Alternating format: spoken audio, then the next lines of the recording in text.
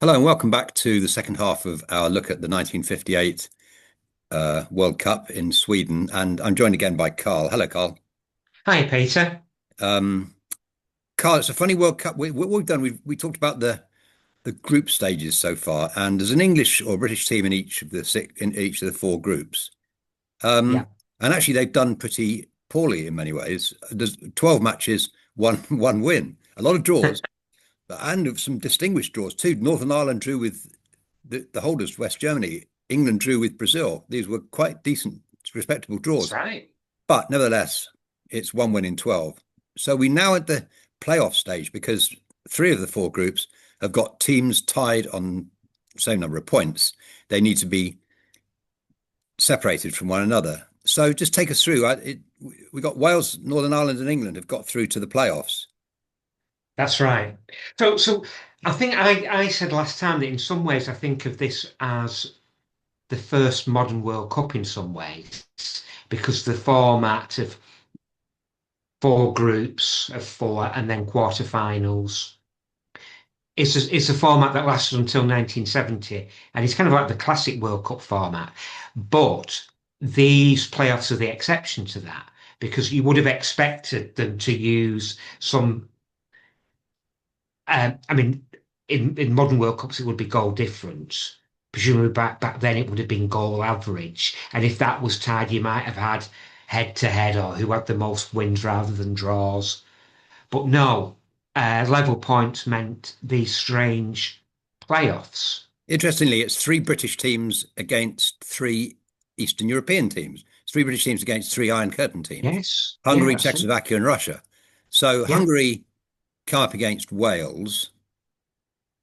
Yeah. And this is a strange one because it it's a difficult one to judge in a way, because of course, obviously Wales is a very small country. Hungary is a major footballing country. But of course, because of the Hungarian Revolution a couple of years earlier, Mm, they've lost a load of their best players. they have. So that there's certainly still a strong side, but nothing like nothing approaching the 1954 side. I don't know how badly they were affected. There was still massive political upheaval. Apparently, on the day of this match, it had been announced that the Hungarian Prime Minister had been executed Wow. Good grief. for treason.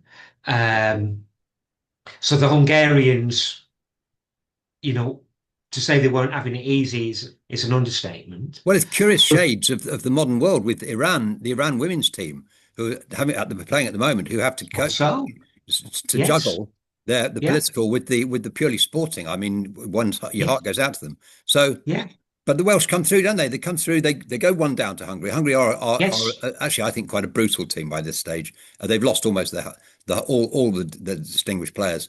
Wales go one down, but they get it back, not least with and take a 2-1 lead and win the game. Not least with a brilliant goal by Ivor Allchurch. yeah. We mentioned this last week. It really, I mean, anybody listening, if you know, I think we'd both say, go on YouTube and look at this goal. It really is extraordinary. It's a volley from something like 25 or 30 yards, and it's arrows into the top corner. Yeah. Hungary are knocked out, and I think, from what I understand, I mean they play pretty brutal football. Well, they had Um, a player sent off, which in 1958 took some took some doing. do.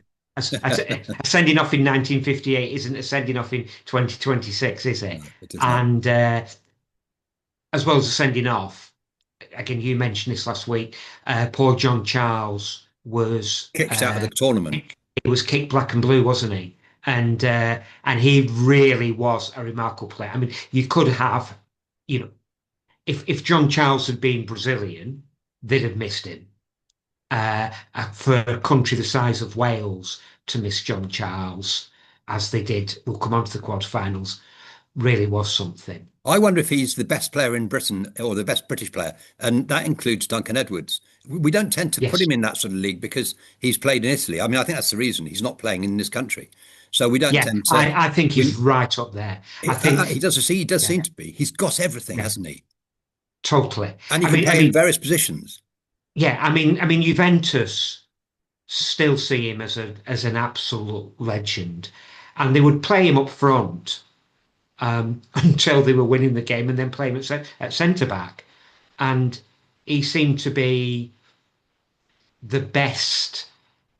Oh, well, I was going to say kind of old-fashioned number nine in the sense that he had everything that an old-fashioned number nine would give you, but he was very much the deluxe version of that. He was. Very skillful player, as well as being a big, strong number nine. But he could play centre back and be as good as pretty much anybody in the world as a centre half. So he was a fantastic player, and I think at this time just about at his peak. Yes, I think so. And I think we're going to talk a bit more about John Charles later because we're both going to pick a team, or we have both picked a team Mm. of a sort of pickup from the various British teams. And John Charles, I think, is probably going to figure in that. Northern Ireland played Czechoslovakia, who they'd actually already beaten. That was the one victory. And they beat them again. They went one down like Wales did. They came back and won 2-1. And really, this is a remarkable story because Northern Ireland are running out of players at this point. Harry Gregg, I think, plays in the last of the group games. He's Yes, injured but after not. 5 minutes and has to carry on because there's no substitutes in these days. Yes. The goalkeeper here is Norman Upprichard, and Upprichard, is he a first division footballer? I think he is at the time. So Mm. he's a good number two to have for Northern Ireland, and he breaks his hand unbelievably and has to stay in goal because there's nobody else. There's talk about putting him out on the pitch and putting somebody in goal. But by the way, do you know who used to go in goal for Northern Ireland at times like this, but can't do it now? Jackie Oh, Blanchflower Jackie is Blanchard, is that's the right. routine the player who normally takes over. Yeah, I suppose teams had somebody who would take over, yeah, um, yeah. and in the event of a crisis. So now Northern Ireland are down to really sort of half a goalie, and that's Mm. Harry Gregg, and he Mm. then comes back for the quarterfinal. Okay, Northern Ireland beat Czechoslovakia. That's the spoiler alert, and Harry Gregg comes back for that, but he's not fit, and they And again, I struggle. mean, an amazing win. Going a goal down to Czechoslovakia, and Czechoslovakia really seemed to have been growing into the tournament because their last group game was a really remarkable match. They beat Argentina 6-1. Who had previously So beaten Northern Ireland yeah, 3-0, 3-0, 3-1. so 3-1. The Argentines beat Northern Ireland. So Czechoslovakia had inflicted this traumatic defeat on the Argentinians, only then to lose to Northern Ireland, which and not only to lose to them, but as you say, lose when Northern Ireland were running out of players. Indeed, they were. Well, that's exactly what's happening. The And last, they also had a player sent off, didn't they? The Czechs. So oh they no, must have been yes, pretty rough as well. Yeah, yes. yeah, The last game in this round that we want to look at is England versus USSR. England I think, have been quite unlucky in there. They drew with Brazil. They drew all three games basically. They yeah, look as if they've been a bit unlucky against USSR in the group match where they drew. They look as if they've been pretty unlucky in the group match against Austria. Again, a draw, but a yeah. late goal by Bobby Robson ruled out. Lots of England goals disallowed at this point. I think there's Mm. another one in this game, the game against Russia. Um, Winterbottom, the manager, experiments with two new caps on the right-hand side of the attack, Broadbent and Braybrooke, of Wolves and West Ham, respectively. Um, they hit the post twice and the ball stays out. The Russians hit the post once and the ball goes in. England have a goal disallowed. England lose 1-0. I feel that England could have really done something in this tournament if they hadn't lost maybe three, maybe four, maybe five, maybe six players to the Munich air crash, depending on Yeah, who you think is yeah, going to play. yeah. It But I mean, just to give an made a example, huge, yeah. Yeah. Roger Byrne is Um, the fullback, left back. yeah, He's played 30 games on the belt because he's very, very good. They need to replace him. In comes Tommy Banks of Bolton for his first cap. There's no sort of replacement lined up because Roger Byrne is very good. And I know if you add to that the fact that Duncan Edwards is regarded by many, as we said, the best footballer we've produced in this country ever, and add to that the fact that Tommy Taylor, the centre forward, yeah, was yeah. the leading goal scorer in qualifications. 4 games, Yes, eight goals, two hat tricks. Really yeah. incredibly prolific. The leading goal scorer for any country, that is. Yeah. That's what England lost, and I think that it really, I thought they probably did pretty well to get. I mean, well, the thing that strikes you about the England team is that they're very inexperienced. They got a lot of players on sort of single figures caps, and Yeah. I think they get unlucky. Um, they make some bad I think decisions. there was a mixture. There was a mixture, I think, of certainly of bad luck, um, and but also slightly self-inflicted Yeah, because you do. Again, we touched on this last week. You wonder why Bobby Charlton wasn't given a run out in this tournament, given his form. So that was maybe slightly self-inflicted. Um, but yeah, they were unlucky. they're the bones of a decent team, and in fact, they do emerge as quite a good team by 1961. I mean, 61 is a sort of famous England team. They begin to put, but a lot of players. Brian Clough should have gone. He was scoring goals for fun. They don't Yeah. take Nat Lofthouse, who's the best centre forward in England now that Tommy Mm. Taylor's no longer around. There are some Yeah. strange selection. They're Yes, they allowed to were. take 22 players in their squad. They only take 20. Some very odd Mm. things, some very odd decisions. And Yeah. then, but as you say, the oddest decision is not playing Bobby Charlton. And I think the comparison with Pele is instructive. Pele's 17 and he plays, he scores all the goals that matter. It's a Bobby very good Charlton is point. 20 and he doesn't play. He's too Yeah. inexperienced, apparently. So Yeah. now we got to the quarterfinals. And here, I think what's most instructive is that the teams who have come through the sort of qualifying round, these sort of knockout tournaments from the groups, all founder. They all fail basically in the Yes. quarterfinals. Between them, they play three, lose three, score seven, concede seven, score none. Not none of them even score a goal. So, and the reason Yeah. for that is because they played 3 games in 5 days, and they travelled on the other days, and Yeah. it's they're Yeah. totally I mean, as I unprepared. said before, in some ways, it feels like a modern World Cup in the structure, and yet what does jump out to somebody who'd watch a World Cup now, Mm. um, games being played at the same time and a very small gap. So all three of those playoff games were all played at the same time, and all four of the quarterfinals were played at the same time, only 2 days later. Yes, 2 days later. That's right, and there's no Yeah, time to recover. and these playoffs, it almost spoiled the World Cup in some ways. I mean, it was a very strange thing to do rather than use goal average or some other system to break the ties as on points. Uh, that they were ridiculously poorly attended. They were. So the England playoff was about 23,000. The Northern Ireland game was less than 8, and and Wales game against Hungary was fewer than 3,000 were It was there. two and a So half so they thousand. Yes, really strange thing to do, and possibly spoiled the quarterfinals. yes, I think so. Yes, yes. It's Um, completely unnecessary as well when you think that you've got goal difference or you got goal average. yes, If you yeah.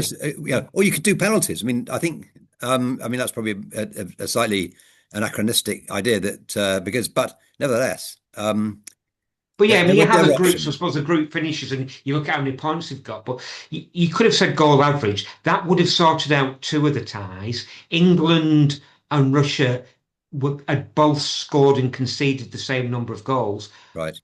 But I say Russia, sorry, the Soviet Union. The Soviet Union could have gone through on wins because England drew all three of theirs, Yes. whereas the Soviets won one, drew one, lost one. And I Yes. think it would have put England out, but it would have made for probably for better quarterfinals. So you should look at those quarterfinals. I mean, the one that I think is a shame and was most spoiled was France beating Northern Ireland 4-0. Yes. So the poor Northern Irish got a bit of a tonking. Second And half. Late in the game it is. yeah, It's to do with being weary. absolutely. And you look at the French side, and especially for Fontaine banging goals in and Raymond Culper playing with him. Obviously, they would have been favourites against Northern Ireland under any circumstances, really. Yes. But the Northern Irish had a very good, well organised side, and I think, but for if they played them without having had just a 2 day break, I think they would have made a better fist of it. And Oh, they at would. least, even if France had won, Yes. they probably wouldn't have taken that thumping. The Welsh, we have to crack on, but the Welsh performance against Brazil was absolutely amazing. I mean, they Yes. are without John Charles, as we said, much their best player. They're Yeah. absolute star man. They play Webster of Manchester United. Hands up, everybody who's heard of Colin Webster of Manchester United. There you go. They don't take Kenny Morgan's. I mean, Kenny Morgan's is quite a distinguished Man United for Busby Baby's had 100 games for Yeah. Manchester United. Doesn't get Mm, picked by the Welsh. Instead, they mm, pick Webster, who's a yeah. bit of a handful apparently out off the pitch. He could have Yeah. scored in the eighth minute or whatever. John Charles would have scored, so we're told. Yeah. Wales hold out and perform absolutely creditably, but Brazil are going to be too strong for them, and they win it by a single goal. Is it a Pele And it goal? was and it was a lovely, it was an absolutely beautiful goal by from Pele. The Right. the touch the touch he had just to take it away from the Welsh player before he poked it in. And Pele said that was the most important goal of his career because it was the one that decided that quarter final. I mean, it was a very close game, and the Welsh were very unlucky Oh yeah, not to go and on. Dave Bowen was the guy who was kind of Pele's direct opponent and played a great game. Um, Pele was full of praise as well for Mel Charles, who played at centre back. Yes. And it's amazing that not only were they missing, as you said, missing John Charles, but they'd not taken a full squad of players. No. They didn't take Trevor Ford, No. That's who right. could have been a replacement for Charles. Yes. He wasn't by that stage of it. He was past his very best, and he wasn't John Charles, but he was still a decent goal scoring centre forward. Yeah. Yeah. And instead, they played somebody who was out of position at centre forward. Yes. So yeah, it was a really, really good effort from Wales. And again, you throw in the mix that it was, just 2 days after a playoff that went to extra time, Oh and gosh, yet that's very good. Yeah. they Yes. still did such a job Yes. against a Brazil side who are rightly regarded as one of the great international teams. It's a real strange score in many ways because yeah, you might imagine as you say, right, donking, um, but instead it's a very close run thing. Strange enough. Yeah, Elsewhere, Sweden get through against USSR again. A team from the knockouts phases yeah, has or the qualifying phases has gone down.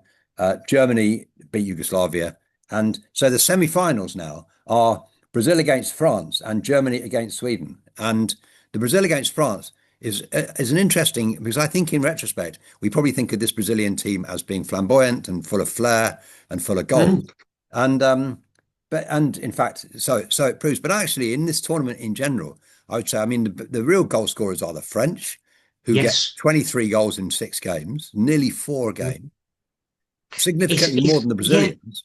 Brazilians it's interesting. score, It was seen going into the game as the France-Brazil game was the best attack against the best defense. yes, which is the best It's defense is Brazil. absolutely, Yes, that's absolutely, absolutely. yeah, I think that's absolutely right. The Brazil, what distinguishes this Brazilian team is the defense because they concede so yes, few goals. In fact, I was thinking they don't concede a goal until the semi-final, and of course, there's a team 8 years later who also don't concede a goal until the semi-final. And in many ways, England are regarded the '66 team of England mm, are regarded as sort of a defensive outfit more than mm, anything else, a cautious defensive bunch, and yet they've got exactly the same record as the Brazilians, which is they go through mm, the first 4 games without yeah, conceding a goal. Oh, these yeah. Brazilians. So And, Brazil, and and as well, the French were a bit unlucky because they went down to 10 men and a bit as we've talked, uh, episodes about things like the Wembley curse, where cup finals were spoiled by teams going down to 10 men and not having a sub. This is what happened to France, which isn't to say that Brazil wouldn't have beaten them, no, but it clearly didn't make it. It didn't make it easy for them. But I think one thing you can say is, like a lot of teams that won World Cups, this Brazil side sort of improved as the tournament went on. Yes, yes. And, you know, a great defence. But of course, they also had some fantastic attacking players as well. And in this game, it's when Pele really came into his own, wasn't it? Because Because he's Pele yeah, scored a hat trick in this hat-trick. game. Yes, that's right. And when you've got players like Didi and Garincha creating chances as well, um, they really were a handful. The other game is Sweden 3, Hungary, Germany 1, and so the holders go out. I say Germany, say West Germany. Yes. Apparently, it's a sort of fairly routine victory for the Swedes, and but Germany Well, the are Germans key. were also hampered, weren't they, by injuries Right. that they were down to 9 fit players. I think the players stayed on the pitch, but they had a couple of bad injuries. Crikey. Yes. Um, so that hurt them, and they were in. I suppose maybe a team in transition a bit because obviously they'd won the World Yes. Cup in '54, but Exactly. they'd not got many of that team left. Mm, They had got Helmut Rahn, who was a great player, and they got a young Uwe Zähler who mm. had a good tournament and was, starting, close to the start of a really impressive international career. Uh, but they Sweden had made an important change coming into the World Cup, which was that for the first time they played players who were professionals who were based overseas, and they'd not done that before. Um, So the Italian crew come back, don't they? yes, yes. So they brought in players who were playing in the Italian league. I mean, Sweden have always Um, been, for the last 10, 15 years, that is a bit 10, 12 years before this World Cup, have been a pretty prominent force. I mean, they tend to turn up at the closing stages of tournaments. Did they win yeah, the Olympics in 48 at a time when winning the Olympics yes, meant a great deal? I think they got a bronze in 52. They're managed, of yeah, course, by an Englishman, George Rayner, yes, a Yorkshireman, a blunt Yorkshireman who says it speaks his mind really, and doesn't worry about the niceties or so on. yeah. But I think that there's the sort of golden age of Swedish football is the 50s. And Yes, because when we talked about the infamous England defeat at Wembley to Hungary in 1953, that the game that the Hungarians had played before that was yes, a draw against Sweden. indeed. Yes, very true. Yes. So So, they were decent. There's no doubt about it, and they had they've got home advantage. yeah, Maybe a certain amount of luck with the injuries to the German players. Um, but they were a more than decent side. the Germans then play France for the third, fourth place playoff and ship 6 goals. The French beat Yeah, them 6-3. And I mean, again, it's a reminder that France did score a hell of a lot of goals in this World Cup. I think and Fontaine that got meant that four. yes, Fontaine got four, which took him up to 13 That's right. in the tournament, which in 6 games is it's a bit crazy, isn't it? He's Well, averaging it more than is. 2 goals a game. When you think that people like Harry Kane and Gary Lineker, who've won Golden Boots, you can normally secure a Golden Boot for 5 or 6 goals. And in fact, I Yeah, think second this in the 58 World Cup was something like 5 or 6 goals. It was quite a long way back. And yeah. so, no, it is remarkable. So we must move on to the final with uh, Brazil and Sweden. George Rayner says that if Sweden score first, if Brazil concede the first goal, they'll panic. It doesn't quite work out like that. They do concede the That's first right. goal, a little bit like 66, yeah, shades of 66, but there's no panic. And the Brazilians are on top of it. They score the next four. And, most memorable among those perhaps is a certain 17-year-old and that magnificent goal which he spins in the penalty area, flicks the Yeah, ball over the defender's head, mm, and laces it home yeah, as if to the manner born. So, um, and there's another goal from him later. Of course, I said there's a header later in the game. So Pele. What's most memorable for you about the final, the 58 final? I think it is that goal with the where he turns and flicks the ball over the defender. That's it's a really classy goal. It's A really classy goal. I was interesting. I was thinking about whether France could have reached the final, which actually they could have. If they finished second in their group, um, Mm. they could have found their way to the final. But I don't think it would have made very much. I mean, I think France and Brazil were probably the best two teams in this World Cup, but Yes. it wouldn't have made much difference, I don't think, because they lose. I mean, Brazil beat both Sweden and France by the same score in the Yes. semi-final and the final. Yeah. Yeah. So there's not a lot to choose between these teams. Brazil are just simply much better, and I so agree with you when you say that they find players en route to the final. This is how tournaments. I remember in 1990 how Yeah. David Platt suddenly emerged. If you remember, Yeah. suddenly there was Yeah. David Platt was a really prominent member of the England team, and we didn't know Yeah. much about him before. I think I I think think it's rare, isn't it, for one side to look as though they are the best side right the way through the tournament, it is. being impressive all the way through. There are examples of it. Even one tournament later, maybe it was the case with Brazil in '62, and it was the case with Brazil in '70. But Yeah. most teams that win the tournament tend to be the team that improves the most. And I think that's Yes. what happened with Brazil here. Grincha and Pele, for different reasons, didn't play at all in the first two games. So they definitely improved. Reina, I think, was clever. I mean, I think what he said about Brazil panicking was maybe he wanted to plant that idea so that they would panic. Uh, Partly because famously or infamously for Brazil, 8 years earlier, they'd Yes. lost the last game of the World Cup Indeed. to the Uruguayans That's right. at home. Um, and maybe Reina hoped there was an element of fear in the Brazilians because that had been so traumatic. But as you said, that wasn't the case this time. That time they'd gone ahead and ended up losing. This Yeah. time it was the other way around.